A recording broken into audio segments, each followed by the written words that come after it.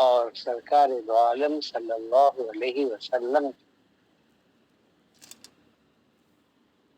اقوال زرین صحابہ کرام صلی اللہ علیہ وسلم کی زبانی سماعت فرمائیں۔ وعن ابی ہریرہ قال قال رسول اللہ صلی اللہ علیہ وسلم ما من مولود الا یولد علی الفطرۃ فأبواه يحودانه أو ينصرانه أو يمجسانه كما تنتج البهيمة جمعاء هل تحسون فيها من جدعاء ثم يقول فطرة الله التي فطر الناس عليه لا تبديل لخلق الله ذلك دين الخير متفق علیہ۔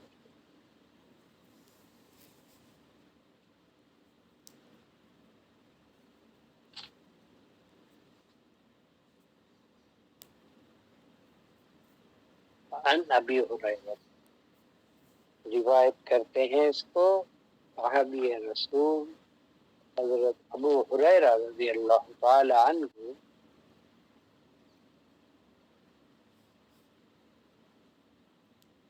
فرمایا قال رسول اللہ صلی اللہ علیہ وسلم، ارشاد فرمایا آپ صلی اللہ علیہ وسلم نے ما من مولود الا یولد علی فطرتی علی الفطرت، کہ آپ نے فرمایا ما من مولود، نہیں پیدا ہوتا کوئی پیدا ہونے والا الا یولد علی الفطرت، سوا اس کے وہ فطرت کے اوپر پیدا ہوتا ہے، یعنی اللہ تبارک و تعالی نے جو قدرت سے اس کی فطرت بنائی ہے اسی فطرت پر وہ پیدا ہوتا ہے۔ فَأَبَوَاهُ يُحَوِّدَانِهِ أَوْ يُنَصِّرَانِهِ أَوْ يُمَجِّسَانِهِ،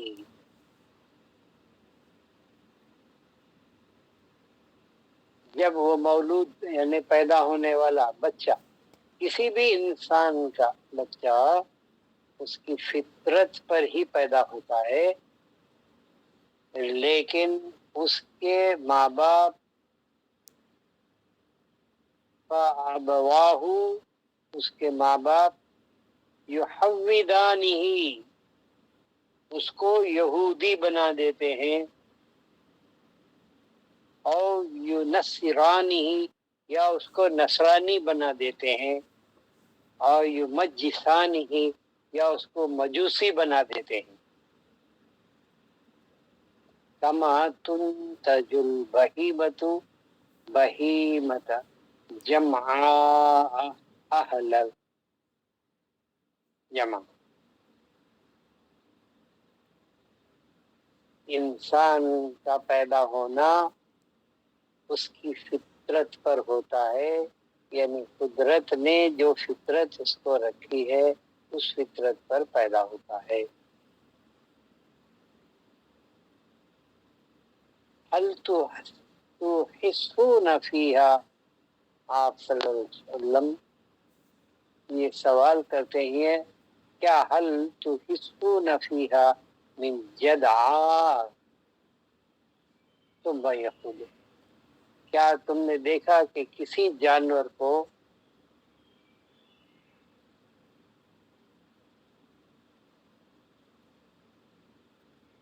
کوئی نقص اس میں ہے، یعنی اس کی فطرت سے چھوڑ کر غیر فطرت پر پیدا ہوتا ہے۔ اللہ تعالی کی فطرت ہے جس پر کہ اس نے پیدا ہوا،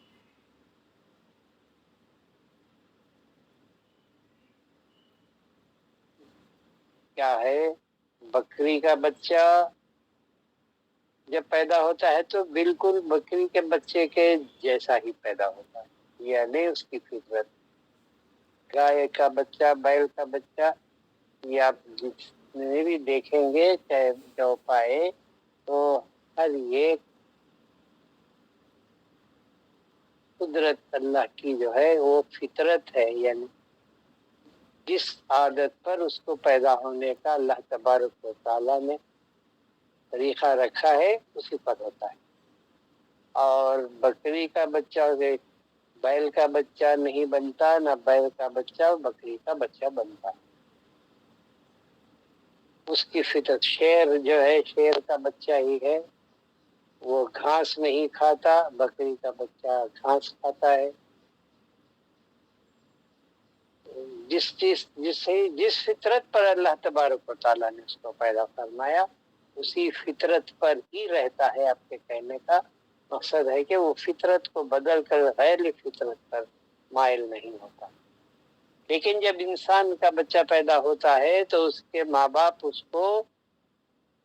باپ ہی ہیں جو اس کو یہودی بنا دیتے ہیں، یا اس کو نصرانی بنا دیتے ہیں، یا اس کو مجوسی بنا دیتے ہیں. یہ جو خلاف فطرت پیدا بنا دینا، دین اسلام فطری دین ہے، فطرت پر ہے یہ، اور یہ فطرت سے بدلتا نہیں ہے. تو جیسی فطرت ہے اسی فطرت پر جس طرح جانور رہتا ہے، انسان لیکن فطرت سے ہٹ جاتا ہے. فطرت پر بنانے کے بعد وہ غیر فطری طریقوں پر مائل ہو جاتا ہے یا بدل جاتا ہے. تو آپ نے بتایا کہ اللہ کی فطرت قابل تبدیل نہیں ہے. فطرت اسلام جو ہے فطرت اللہ التي فطر الناس علیہ. تو آپ نے فرمایا کہ اللہ کی فطرت ہے جس پر اللہ تبارک و تعالیٰ نے انسانوں کو پیدا کیا ہے. تو جس طرح کے ایک جانور اپنی فطرت سے بدل کر دوسرے طریقے پر نہیں جاتا، لیکن انسان جو ہے فطرت سے بدل فطری طور پر دین حق ہے، یعنی دین سچا ہے، سچ پر ہی رہتا ہے اور حق پر ہی رہتا ہے اور حق سے وہ بدلتا نہیں. لیکن انسان ہے کہ بدل جاتا ہے. تو آپ نے فرمایا کہ اسلام یا دین جو ہے فطرت اللہ کی فطرت قابل تبدیل نہیں ہے، اور یہ دین قیم ہمیشہ قائم رہنے کا دین ہے جس میں کوئی تبدیلی کسی بھی وقت اس کے اندر آنے والی نہیں. کیا ہے کہ ہم جو بدل کر فطرت سے چلتے ہیں، یعنی حق جس نے ہمیں پیدا کیا اس پر حق یعنی سچ اور سچے راستے پر. آپ دیکھیں گے کہ جو بچہ ہوتا ہے وہ جھوٹ نہیں بولتا، وہ جھوٹ کیا ہے وہ جانتا نہیں ہے. جو سچ ہے وہی اس کی زبان پر آتا ہے اور وہ سچ بولتا ہے. لیکن ماں باپ اس کو جھوٹ سکھا دیتے ہیں، اس کے بعد جب بولنے لگتا ہے تو اس کو سچ کے سوا جھوٹ پر اس کو لے کر آ جاتے ہیں. تو دین فطرت کے معنی یہ ہے کہ جو حق ہے، جو سچ ہے، اسی پر اس کو رہنا چاہیے، اور جو غلط ہے، جو ناحق ہے، جو حق کے خلاف ہے، جو جھوٹ ہے، اس کو اس طرح دوسرے ماں باپ غلط طریقوں پر یہودی اس کو بچے کو یہودی طریقے پر لے کر جاتے ہیں، اور نصرانی اسے نصرانیت پر لے کر جاتے ہیں، اور مجوسیت پر اس کو لے کر جاتے ہیں. یعنی حق اور توحید سے ہٹ کر ماں باپ ہی ہیں جو اس کے سمجھ کو، اس کے عقیدے کو، اس کے ماننے کو، جس سچ پر وہ تھا، اس سے ہٹا کر حق کے خلاف شرک میں اس کو مبتلا کر دیتے ہیں اور اس کو دین حق سے، فطرت کے دین سے اس کو ہٹا دیتے ہیں۔ بہت بڑی سمجھ اس کے اندر ہے، بہت باتیں اللہ سرکار دو عالم صلی اللہ علیہ وسلم نے اس کے اندر بتائی ہیں کہ ہم دو چار باتوں سے ہم اس کا حق ادا نہیں کر سکتے۔ تو یہ ہمیں ایک بات سمجھنی چاہیے کہ ماں باپ ہی ہیں جو بچے کے عقیدے کو بدلتے ہیں۔ عقیدہ جو ہوتا ہے دین کا اصل ہوتا ہے، جیسا کہ مذاہب نے عقیدہ بدل کر اللہ کے سوا غیر اللہ کو غیر کو الہ مان لیا، یہ ایک عقیدہ ہے۔ ہمیں معلوم ہونا چاہیے کہ توحید جو ہے اللہ ایک ہے، یہ عقیدہ بھی ہے اور یہ سچ ہے اور یہ حقیقت ہے۔ اسی طرح جتنے بھی سرکار دو عالم صلی اللہ علیہ وسلم نے ہمارے لیے عقائد بتائے ہیں، انہی عقائد پر رہنا چاہیے۔ جب ہمارا عقیدہ بدل جاتا ہے تو ہم فطرت سے بدل جاتے ہیں، فطرت کچھ ہے، ہم فطرت کے خلاف سمجھنے لگتے ہیں۔ تو صحیح عقیدہ کیا ہے، اس پر ہم اپنے بچوں کو لے کر کے چلنا چاہیے، اپنے اولاد کو۔ جس طرح آپ نے بتایا، کیا تم نے دیکھا کہ کوئی جانور فطرت سے ہٹ کر چلتا ہے؟ نہیں، فطرت پر ہی چلتا ہے۔ تو اسی طرح انسان کو بھی فطرت حق پر چلنا چاہیے، کیونکہ ہمارا دین جو ہے فطرت پر مبنی ہے اور اس کے اندر کوئی تبدیلی آنے والی نہیں ہے۔ تو معلوم ہوا کہ عقائد کے اندر ماں باپ اس کو بدل کر دوسرے طریقے پر، دوسرے عقیدوں پر لے کر جاتے ہیں، لیکن ہمارا یہ عقیدہ ہے کہ جو سرکار دو عالم صلی اللہ علیہ وسلم نے جس طریقے پر ہم کو چلنے پر ہم سے دین کو قائم کیا ہے، اور جو طریقہ ہے ہمارا طریقہ اہل سنت والجماعت کا ہی ہے، اس سے ہٹ کر کے جو بھی حجت لاتے ہیں جو غیر فطری ہے، ہم اس کو قبول نہیں کر سکتے۔ اپنے اولاد کو ہم یہ دیکھنا چاہیے کہ اگر جب وہ بدلتے ہیں تو راستہ بدلتے ہیں، عقیدہ بدلتے ہیں، تو ہمیں اسے روکنا چاہیے اور ان کو صحیح عقیدے پر لے کر آنا چاہیے۔ اور وہ صحیح عقیدہ ہمارا اہل سنت والجماعت کا ہے، جو کہ چاروں اماموں نے مل کر کے اس کو پورے دین کے اندر ہمیں ثابت کیا ہے کہ یہی سرکار دو عالم صلی اللہ علیہ وسلم اور اللہ تبارک و تعالیٰ کا دین فطری، فطرت پر جو دین مبنی ہے، یہ اسی کا عقیدہ ہے۔ ہم اس سے ہٹ کر نہیں چلنا چاہیے، اور نہ چاہیے چلنے کو ہمیں کسی اولاد کو ہمارے چھوڑنا چاہیے۔ اس لیے کہ جب ہم ایسا چھوڑ دیں گے تو وہ ہم کو بھی کھینچ کر اپنے راستے پر لے کر جائیں گے اور ہمیں جہنم رسید کر دیں گے۔ تو اپنے عقیدوں کو بچا کر فطرت، اللہ تبارک و تعالیٰ نے جس دین کو دینی فطرت پر ہمیں پیدا فرمایا، اسی پر ہمیں قائم رہنا چاہیے۔ اور کما قال النبی صلی اللہ علیہ وسلم، ان اللہ وملائکتہ یصلون علی النبی یا ایھا الذین آمنوا صلوا علیہ وسلموا تسلیما، اللہم صلی علی سیدنا محمد وعلی آل سیدنا محمد وبارک، اللہم صلی علی سیدنا محمد وعلی آل سیدنا محمد وبارک وسلم، اللہم صلی علی سیدنا محمد وعلی آل سیدنا محمد وبارک وسلم۔ الا بذکر اللہ تطمئن القلوب، خبردار اللہ کے ذکر ہی سے دلوں کو چین آتا ہے، اور جب ہم ذکر کو چھوڑ دیتے ہیں تو ہم سمجھیے کہ اپنے قلب کی جو راحت و سکون ہے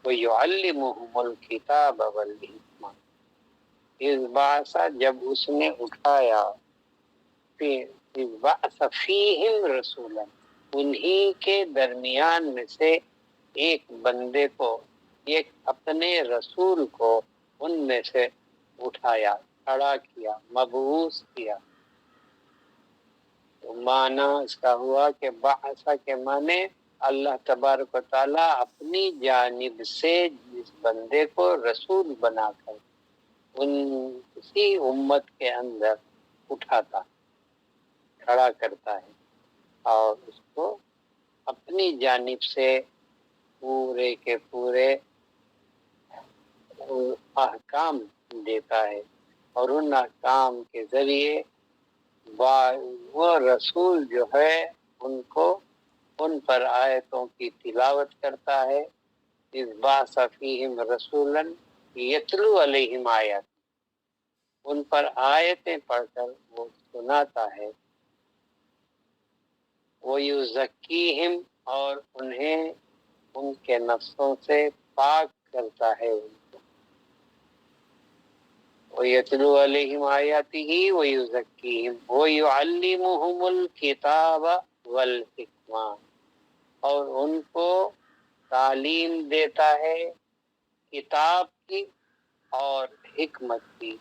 تو باعث کا کام یہ ہوتا ہے کہ ان پر اللہ کی آیتوں کو پڑھ کر سناتا ہے، پھر ان کے نفسوں کو پاک کرتا ہے، پھر ہمیں کتاب کا علم دیتا ہے، یعنی اللہ کی کتاب، یعنی قرآن پاک کی انہیں تعلیم دیتا ہے، اور حکمت بھی انہیں سکھاتا ہے۔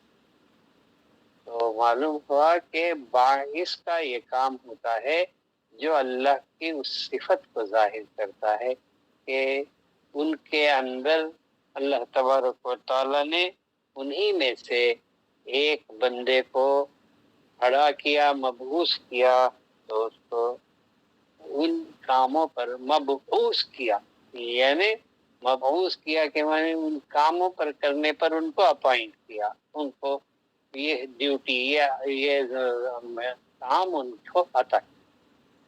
پھر باعث کا ایک معنی اور بھی ہے کہ من بعث من مرقدنا، کہ جب مر کر انسان اٹھتا ہے تو من بعث من مرقدنا، کس نے اٹھایا ہم کو اپنے قبروں میں سے، ہمارے سونے کے رقود کی جگہ سے کس نے ہمیں جگہ۔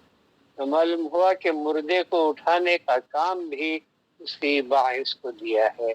من بعث من مرقدنا، رقود سونے کی جگہ کو کہتے ہیں، مرقد کے معنی سونے کی جگہ، جہاں پر سوتا ہے بندہ۔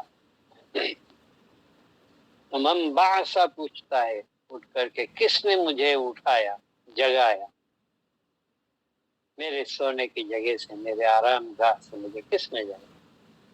تو بعث کا ایک معنی یہ ہوا کہ مردے کو جگانے والا، مردے کو اٹھانے والا مرنے کے بعد، یہ بھی باعث ہی کا کام ہے۔ ہم اللہ کی صفت سے جتنا اپنے آپ کو اس کی صفت سے ہم ظاہر کرنا چاہیں گے، اللہ تبارک و تعالی ظاہر و باطن کو ہمارے پاک فرمائے گا۔ جس کے اندر یہ صفت یا یہ طاقت نہیں ہے کہ ہم اللہ کی عبادت کریں یا ہمیں اللہ کے دین پر چلیں، یعنی ہماری حالت ایسی ہے کہ ہم اٹھ نہیں پاتے ہیں، ہم اس کے اندر پابندی کر نہیں پاتے ہیں۔ تو انہیں چاہیے کہ یا باعثو یا باعثو یا باعثو کی ذکر کی کثرت کریں۔ جب زیادہ سے زیادہ یا باعثو یا باعث پکارنے لگیں گے، اللہ تبارک و تعالی ہمیں طاقت عطا فرمائے گا کہ ہم دین کے اندر استقامت کر پائیں گے اور اللہ کے احکام کی ہم پابندی کر پائیں گے۔ یا باعثو یا باعثو یا باعثو یا باعث، یا باعثو یا باعثو یا باعثو یا باعث، یا باعثو یا باعثو یا باعثو یا باعث،